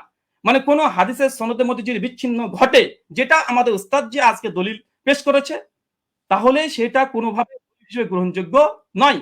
সর্বশেষে বলছে ফলে তা মুরসাল হওয়ার সম্ভাবনায় আমাদের নিকটে হুজ্জত বা দলিল হিসেবে পরিগণিত হবে না। এবং ইমাম মুসলিম রাহিমাহুল্লাহ তিনি বলছেন মুরসাল হাদিস হোক, সনদ যদি বিচ্ছিন্ন ঘটে যায়, এই হাদিস সহিহ নয়, এটা বর্জনীয়, এটা যায়ীফ, এটা মারদুদ। এবং হাদিস সহিহ অর্জনের যে 5টা শর্ত, ইজমা আছে, এরপরে ইজমা দাবি করলাম, ইজমা আছে। প্রথম শর্ত হচ্ছে যে মুত্তাসিল হতে হবে। আচ্ছা, এখানে দেখেন উনি আলবানী রাহিমাহুল্লাহর এই সুলাইমান আর তাউসের একটা রিওয়ায়াত নিয়ে এসে বলছেন যে আলবানী দেখো তোমাদের ঘরে আলবানী একটা মুরসাল হাদিসকে হুজ্জাত গ্রহণ করে নিয়েছে। আমি একই ট্রিট ফর ট্যাট দিয়ে দিলাম উস্তাদজিকে, যে দেখেন আপনাদের দলিল নামাজের মাসাল বইয়ে আহলে হাদিসদের একটা দলিল খণ্ডন করতে গিয়ে এখানে মৌলানা আব্দুল মালিক সাহেব, আব্দুল মতিন সাহেব এবং তামহিদুল মাওলা সাহেব, আরো 4 জন বড় বড় বিজ্ঞ ওলামা, তারা কি বলছে, এই হিসাবে সুলাইমান ও তাউসের মাঝে আরেকটি বিচ্ছিন্নতা সৃষ্টি হয়েছে, মানে সূত্র বিচ্ছিন্ন হয়েছে, যার কারণে হাদিসটা হাসান, মানে সহিহ তদুর কিবা হাসান হওয়া দুষ্কর হয়ে পড়েছে। এটা আমাদের দেওবন্দি বাংলাদেশি ওলামা মাশায়েখ যারা আছেন, বিশেষ করে কওমি ঘরানার, তাদের যারা লিখেছে ওটা একদম সকলে মাথার ওপরে তারা। তা আলবানী যেমন দলিল দিয়েছিল, আমি পাল্টা একটা দলিল দিয়ে দিলাম। আচ্ছা, এই হচ্ছে। আচ্ছা, এখানে আরেকটা দলিল তিনি যেহেতু ইয়াহিয়া সাইদ আল আনসারী থেকে একটা হাদিস মাত্র দিয়েছে, তবে বিন বাজ রাহিমাহুল্লাহ ফতোয়া পড়তে গিয়ে তিনি আরেকটা রিওয়ায়াত পেশ করেছেন, সেটা হচ্ছে ইয়াজিদ বিন রোমান থেকে। দেখেন 2 নম্বর যে দলিলটা দিয়েছে একই অবস্থা, ইয়াজিদ বিন রোমানের দলিলটাও এটাও ইনকেতা, সনদ বিচ্ছিন্ন হয়েছে। এবং আমার চ্যালেঞ্জ ছিল উস্তাদজিকে, বা আমার অনুরোধ ছিল যে উস্তাদজি এমন একটা দলিল পেশ করবেন যার মধ্যে কোনো বিচ্ছিন্নতা ঘটেনি, কোনো ইরসাল হয়নি, এবং এমন একটা হাদিস পেশ করলেন যে হাদিসে কাকে যে আদেশ করা হয়েছে তার নাম উল্লেখ নেই, অথচ মুয়াত্তা মালিক আলহামদুলিল্লাহ সনদের মধ্যে কোনো ইরসাল নেই, ইনকেতা ঘটেনি, সনদের মধ্যে কোনো রাবির উপরে জাররা পরিমাণে কোনো জারা নেই, সনদে কোন ব্যক্তিকে, কোন সাহাবী ওমর বিন খাত্তাব 8 টাকা তারাবির আদেশ করেছে সেটাও মজুদ আছে, আলহামদুলিল্লাহ। কিন্তু আমাদের উস্তাদজি 15 মিনিট সময় নিয়ে তিনি মাত্র একটা দলিল পেশ করেছেন, বিন বাজের ফতোয়াতে এই ইয়াজিদ বিন রোমানের এর অর্থে চলে এসেছে। এটাই একই অবস্থা। কি বলছেন দেখেন, দৈশা নামাজের মাসালাতেই বলছে, কি বলছে, এটিও একজন তাবির সাক্ষ্য মুহাদ্দিসগণের পরিভাষা অনুযায়ী, বা এটাকে মুনকাতি মুরসাল বলা হয়, কারণ ইয়াজিদ ইবনে রোমান হযরত ওমরের যুগ পাননি।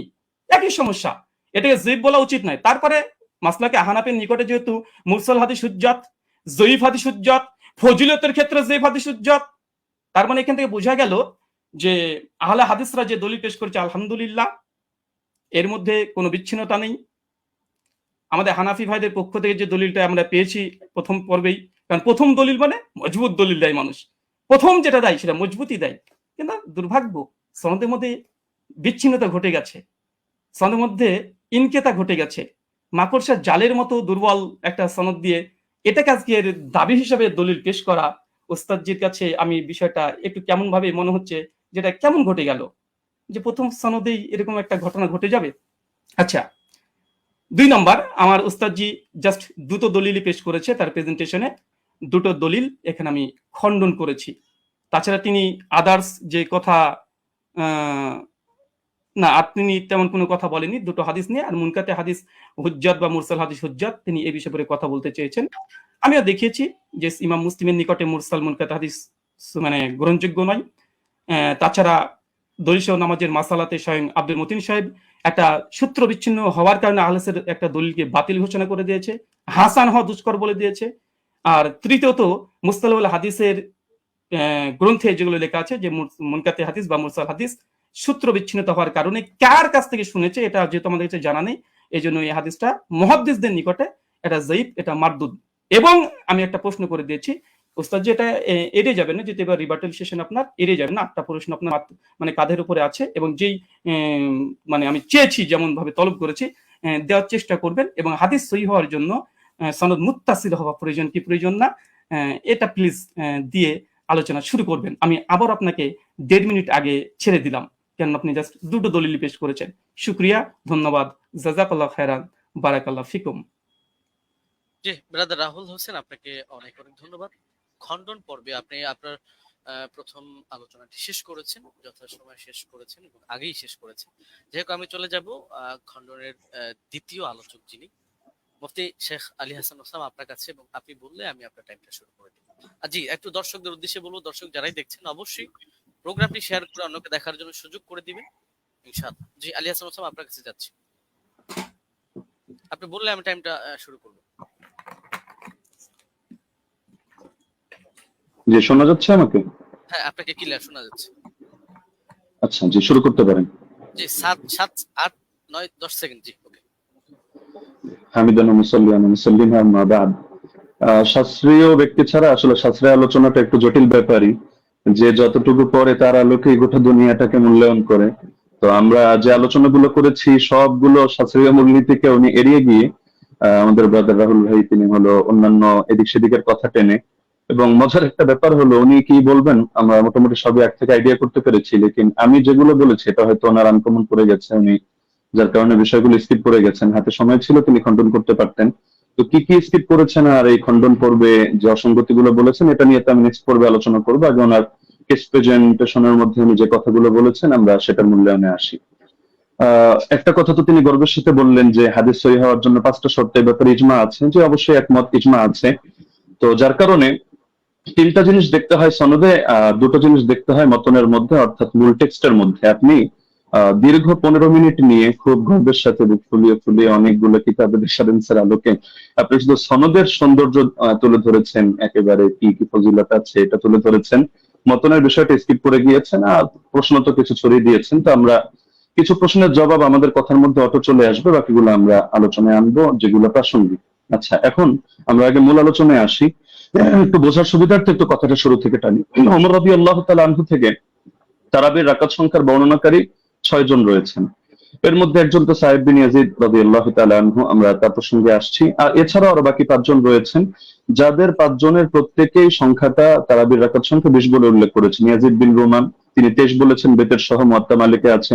আব্দুল আজিজ বিন রুফাই 20 বলেছেন, মুসান্নাফ ইবনে আবি শাইবা আছে। উবাই বিন কাব 20 বলেছেন, মুসনাদে আহমদ বিন মানিতে আছে। ইয়াহইয়া ইবনে সাঈদ 20 বলেছেন, আমরা আগে উল্লেখ করেছি। মুহাম্মদ বিন কাব কুরাজি 20 বলেছেন, কিয়ামুল লাইল মারওয়াজির মধ্যে আছে, ইত্যাদি। এখন বাকি থাকলো শুধু সাহেব বিন ইয়াজিদের কথা। সাহেব বিন ইয়াজিদ থেকে তার 3 জন শাগরেদ এই বিষয়ক হাদিস বর্ণনা করেছেন। একজন হল ইয়াজিদ বিন খুসাইফা, তিনিও 20 বর্ণনা করেছেন, সুনানে কুবরা বাইহাকিতে আছে। দ্বিতীয় হারিস বিন আব্দুর রহমান বিন আবি যুবাব, তিনি 23 বর্ণনা করেছেন, অর্থাৎ বেতের সহ, এটা মুসান্নাফে আব্দুর রাজ্জাকে আছে। আর 3 নম্বর হলো মোহাম্মদ বিন ইউসুফ, যে 17টা টেনে তিনি গর্বের সাথে বলেছেন যে একমাত্র আমরা একটা দলিল দিলাম, বাকি দলিলগুলো আমরা পরে আনবো। বাস্তব কথা হলো ওমর রাদিয়াল্লাহু আনহু 11 আদেশ করেছেন এই মর্মে, অন্য কোনো বিশুদ্ধ দলিল তিনি আদৌ আনতে পারবেন কিনা এটাই চিন্তার বিষয়। তো এখন যে মোহাম্মদ বিন ইউসুফ সূত্রে তিনি আনলেন, সেই মোহাম্মদ বিন ইউসুফ থেকে এই সংক্রান্ত হাদিসটা বর্ণনা করেছেন 5 জন।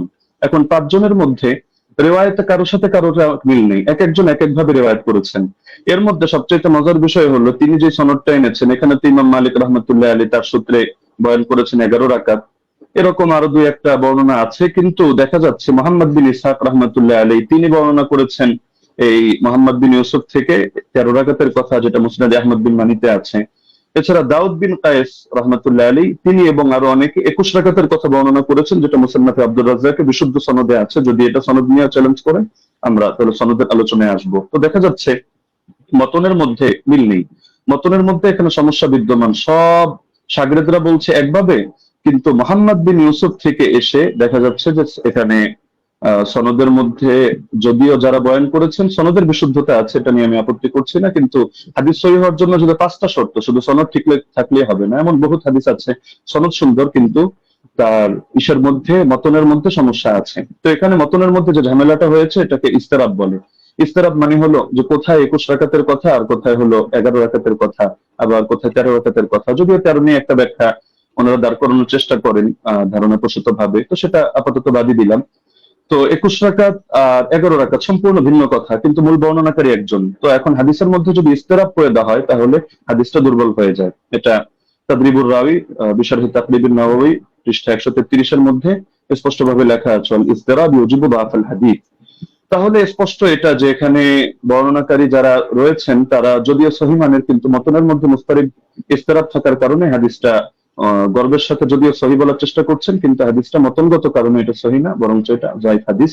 এটা হেলাউ সুনানের মধ্যে 7ম খন্ড 145 146 স্পষ্টভাবে লম্বা চওড়া আলাপ আছে। শেখ জাফর আহমদ উসমানী রাহমাতুল্লাহি আলাইহি লিখেছেন, হাদা আসারুল মুস্তারিবুল মাতনি উখতুলিফা ফীহি আলা মুহাম্মদ ইবনে ইউসুফ।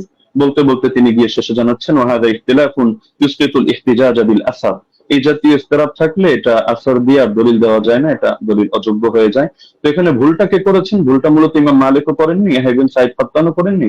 ভুলটা হয়েছে এখানে অসঙ্গতিটা প্রকাশ পেয়েছে মোহাম্মদ বিন ইউসুফ থেকে। যদিও তিনি উচ্চ পর্যায়ের রাবী, কোনো সন্দেহ নেই, কিন্তু এক এক সময় তিনি এক এক ভাবে বয়ান করেছেন। তো যার কারণে জিনিসটা এটা দুর্বলের প্রমাণিত হয়ে গিয়েছে। আচ্ছা, দ্বিতীয় পয়েন্ট হলো যে হাদিসের বর্ণনাকারী যারা, তাদের আমলই তো এর খেলাফ। ইমাম মালিক রাহমাতুল্লাহির আমল দেখা যাচ্ছে যে তিনি 8 রাকাতের পক্ষে না। সাইদ বিন ইয়াজিদ তার আমলও এর খেলাফ। একইভাবে যাকে আদেশ করেছেন বলে তিনি উল্লেখ করলেন যে দুজনের নামের মধ্যে উবাই বিন কাব রয়েছে, উবাই বিন কাবের ব্যাপারে আছে যে না, তার আমলও এর খেলাফ। ইমাম মালিক রাহমাতুল্লাহি আলাইহি প্রসঙ্গে লম্বা-চওড়া আলোচনা করা যাবে তার মাযহাবের সরাসরি তার শাগরেদদের রেফারেন্স দিয়ে। এবং এর বাইরে যে মতগুলো প্রচারিত আছে, মূলত আমি সহজে বলে দিই যে তার থেকে 2টা মত আছে, এক হলো 20 রাকাতের কথা, এক হলো 36 রাকাতের কথা। 20 রাকাতের কথা ইমাম ইবনে আব্দুল বার রাহমাতুল্লাহি আলাইহি নকল করেছেন, এবং তার মাযহাবের কোন কোন কিতাব যেমন দুসুকের মধ্যে, আনোয়ারে সাতিহার মধ্যে এটা আছে। বাকি 36 রাকাতের কথাটাই তার থেকে সবচেয়ে বেশি প্রসিদ্ধ এবং মুতাবার। তাহলে দেখা যাচ্ছে যে তার আমলের ব্যতিক্রম। এটা বিদায়াতুল মুস্তাহিদ 1 নম্বর খন্ড 214 নম্বর পৃষ্ঠা উদাহরণ হিসেবে দেখা যেতে পারে। আরো প্রচুর রেফারেন্স আছে, প্রয়োজন হলে আমরা দেব। আচ্ছা, দ্বিতীয়ত হলো সাইদ বিন ইয়াজিদের আমল যে খেলাফ, এটা হলো বাইহাকি মারিফাতুস সুনান ওয়াল আসার কিতাবে 4th খন্ড 42 নম্বর পৃষ্ঠা 5409 নম্বর রিওয়ায়াতে আছে। আন সাইদ ইবনে ইয়াজিদ قال كنا نقوم في زمان عمر بن الخطاب ب20 ركعه والوتر। আমরা ওমরের জামানায় 20 রাকাত তারাবি পড়তাম এবং আমরা বিতর নামাজ আদায় করতাম। তাহলে দেখা যাচ্ছে তার আমলও এর খেলাফ। একইভাবে যাকে আদেশ করলেন সে উবাই বিন কাবের আমলও ছিল এর খেলাফ। এটা আল হাদিসুল মুখতারা জিয়া মাকদিসির গ্রন্থ 1161 নম্বর রিওয়ায়াত, সেখানে স্পষ্ট আছে, আন উবাই ইবনে কাব আন্না উমারা আমারা উবাইয়ান আন ইউসাল্লিয়া বিন নাস ফি রমাদান। এই হাদিসের শেষে গিয়ে স্পষ্ট আছে ফাসাল্লা বিহিম 20 রাকাতান, তিনি মানুষদেরকে নিয়ে 20 রাকাত নামাজ আদায় করলেন।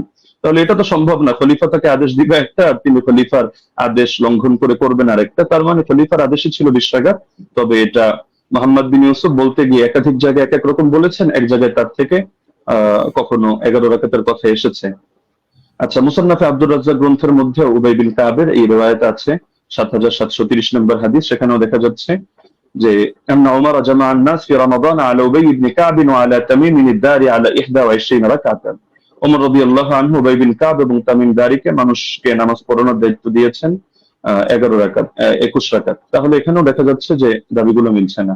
তো এই জিনিসটা ব্রাদার রাহুল মানুক বা না মানুক ইমাম ইবনে তাইমিয়া রাহিমাহুল্লাহ মেনে নিয়েছেন।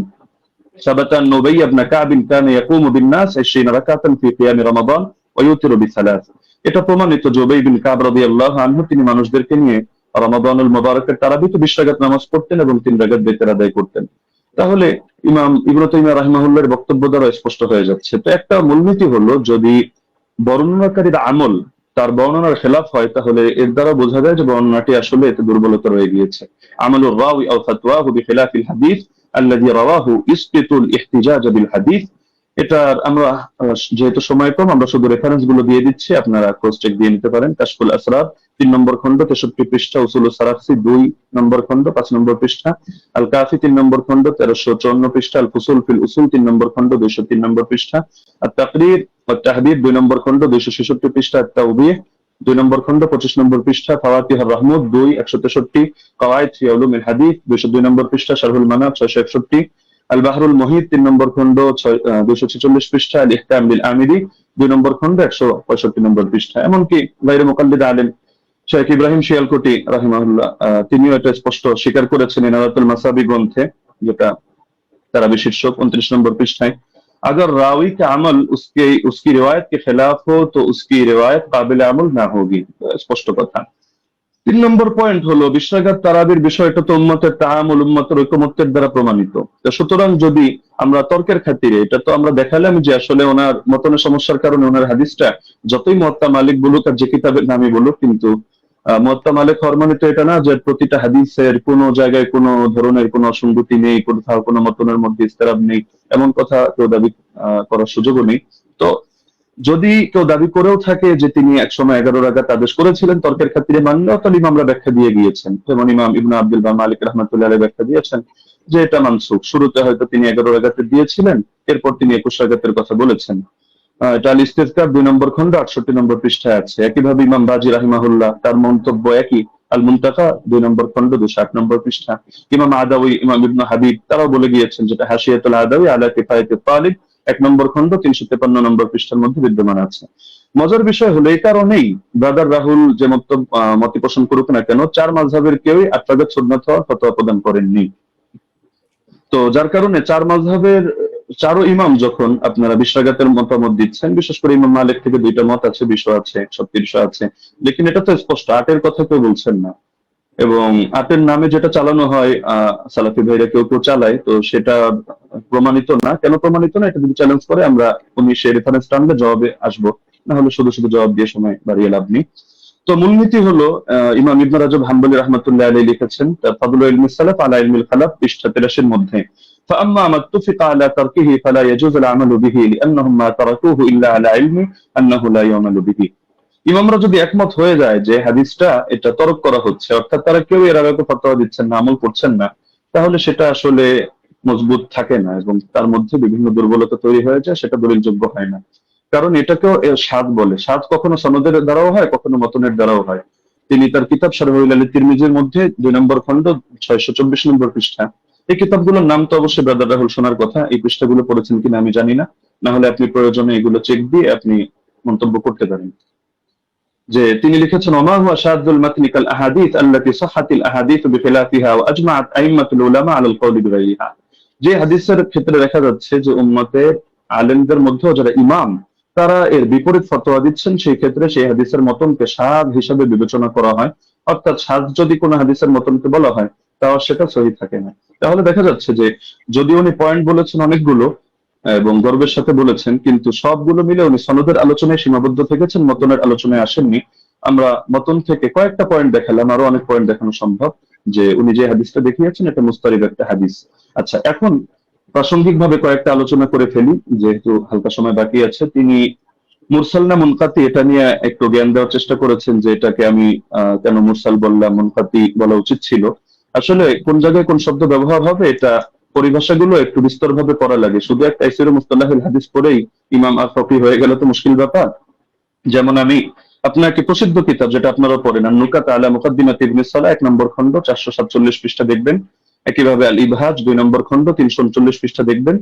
এবং শারহ মুসলিমের মধ্যে নববীও বলেছেন যে আম্মাল মুরসাল فهو عند الفقهاء والأصوليين والخطيب البغدادي وجماعة من المحدثين من قطع إسناده على أي وجه كان انقطاعه فهو عندهم بمعنى المنقطع। ফকিহদের দৃষ্টিতে, উসুলিয়িনদের দৃষ্টিতে, খতিব বাগদাদের দৃষ্টিতে এবং একদল মুহাদ্দিসদের দৃষ্টিতে মুরসালের সংজ্ঞা হলো যে সনদের মধ্যে যেভাবেই বিচ্ছিন্নতা হোক না কেন, ইনকাতা যেভাবেই হোক না কেন, এটা মাঝেই হোক আর শেষেই হোক, রাসূলের আগেই হোক আর সাহাবীর আগেই হোক, বাস সেটাকেই তারা মুনকাতি হিসেবে বলে থাকেন। তো এটা একটা তাদের ইসতিলাহগত বিষয়। তো সুতরাং এই জিনিসটা মানে মুরসাল বলা উচিত ছিল না, মুনকাতি বলা দরকার ছিল, বিষয়টা এমন না। আচ্ছা, উনি যে নিমাউই রাহিমাহুল্লাহর হাওয়ালা দিলেন আসার সুনান থেকে, উনি আরবি যেহেতু পড়তে পারেন টুকটাক, উনি তো এটা দেখার কথা যে ইমাম নিমাউই রাহিমাহুল্লাহ তিনি শুধু এতটুকুই বলেন নাই যে হাযা মুরসালুন কাওয়ি, যে হাদিসটা মুরসাল, হাদিস শক্তিশালী, বরং যে মূলনীতিটা আমরা এনেছি ইমাম ইরাকির হাওয়ালায়, যে তাবেঈ যদি সাহাবীর থেকে কোনো ঘটনা বয়ান করে যেটা তার জামানায়ও জারি ছিল, তাহলে সেটাকে বাহ্যিকভাবে মুরসাল ধরা হলেও কিন্তু হুকুমের বিবেচনায় মুত্তাসিল ধরা হয়। আমরা তো আলোচনা করছি শাস্ত্রীয় মূলনীতির আলোকে হুকুম প্রসঙ্গে। তো এই মূলনীতিটা আপনি যে কিতাবের হাওয়ালা দিলেন এবং মজার বিষয় যে স্ক্রিনশট দিলেন, আপনি এটাই যদি ভালো করে দেখেন এটার মধ্যে খুঁজে পাবেন। তো দেখা যাচ্ছে আপনি একাংশ পরে তাড়াহুড়ো করে রেফারেন্স দিয়ে দিলেন, কিন্তু এটা আপনার নজরের বাইরে চলে গেল, যার কারণে নিমাউইটা আমার বিরুদ্ধে দাঁড় করিয়ে দিলেন। দ্বিতীয়ত দলিল সহ আমাদের মাসাইল কিতাবটাকে আমার বিরুদ্ধে দাঁড় করালেন। তবে মজার বিষয় হলো আপনি এই জিনিসটা খেয়াল করলেন না যে আমি বারবার বলছি যে বাহ্যিকভাবে দেখতে মুনকাতি, সূত্র বিচ্ছিন্ন, তবে আমরা হুকুম নিয়ে আলোচনা করছি যে হুকুমের বিবেচনায়, যেমন মারফুয়ে হুকমি, তো এই শব্দ আপনার শোনার কথা যে অনেক হাদিস এটা মারফু না, মানে আল্লাহ রাসূলের দিকে নিসবত করে সাহাবী বলেন নাই, কিন্তু সাহাবী বলেছেন স্বাভাবিক তার উক্তি হিসাবে। কিন্তু আমরা যখন বিবেচনা করছি আমরা বলছি মারফুয়ে হুকমি, মানে দেখতে যদিও এটা মাওকুফ হাদিস, সাহাবীর বর্ণনা, সাহাবীর উক্তি, কিন্তু হুকুমের বিবেচনায় এটা হলো মারফু, অর্থাৎ আমরা এটাকে মারফু হিসাবে বিবেচনা করব। এখন যদি আপনি এক কিতাব খুলে দেখেন, দেখো সে তো মাওকুফ বলেছে, অথবা আপনি এখন তাহলে মারফু বলছেন কিভাবে, তাহলে বলতে হবে ভাই বিবেচনাবোধের পার্থক্য তো আপনাকে বুঝতে হবে। একটা জাহিরি এতেবার, একটা হাকিকি এতেবার। জাহিরি বিবেচনায় হাদিসটাকে আপনার মুনকাতি মনে হতে পারে, কিন্তু আপনি শাস্ত্রের কথায় যখন আসবেন, শিরোনামে যেহেতু শাস্ত্রীয় আলোচনা, তো আপনি শাস্ত্র দিয়ে দেখতে হলে আপনি শাস্ত্রের মূলনীতির আলোকিত বিবেচনা করতে হবে, না হলে মূলনীতিকে চ্যালেঞ্জ করেন। আপনি অমুক কিতাবে এটা আছে, তমুক কিতাবে এটা আছে, শুধু এতটুকু বললে যথেষ্ট না, আপনাকে মাথায় রাখতে হবে একটা শাস্ত্র পরিগণিত হয় টোটাল পুরো বিষয়টাকে সামনে রেখে। কোরআনের এক আয়াত আর এক আয়াতের তাফসীর হয়, না হলে আপনি এক আয়াত দিয়ে মতকেও বৈধ করে দিতে পারবেন, আর এক আয়াত দিয়ে জিহাদকেও নিষিদ্ধ করে সব জায়গায় সবরের আদেশ দিতে পারবেন, কিন্তু পুরো সামগ্রিক ভান্ডারকে, শাস্ত্রকে সামনে রেখে আপনার সিদ্ধান্তে আসতে হবে। এই জিনিসটা যদি না বোঝেন তাহলে শুধু আবেগী কিছু কথা বলবেন বা একটু ইমোশনাল কিছু লেকচার হবে, লেকিন এর দ্বারা শাস্ত্রীয় কোনো কথা হবে না। তো যেহেতু সারা দেশ এটা দেখছে এবং আলেম ওলামা, তালিবুল ইলম সবাই মূল্যায়ন করছে, সুতরাং আমার অনুরোধ থাকবে নেক্সট পর্বে আপনি শাস্ত্রীয় আলোকে এই মূলনীতিগুলো চ্যালেঞ্জ করেন। ধন্যবাদ, জাযাকাল্লাহ। আমি কারেক্ট টাইম শেষ করলাম। জি, মোহতারাম আলী হাসান ওসমান, আপনাকে অনেক অনেক ধন্যবাদ।